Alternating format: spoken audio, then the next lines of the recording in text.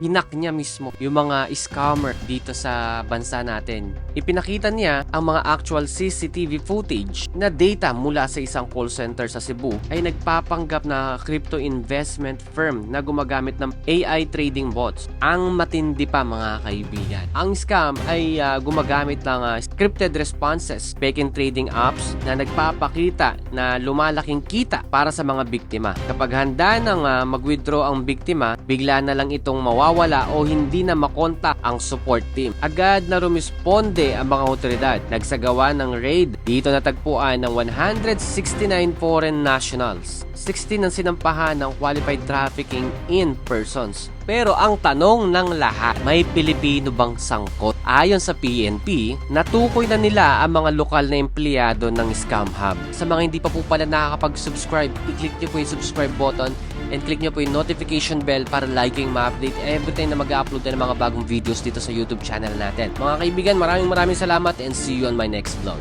Bye!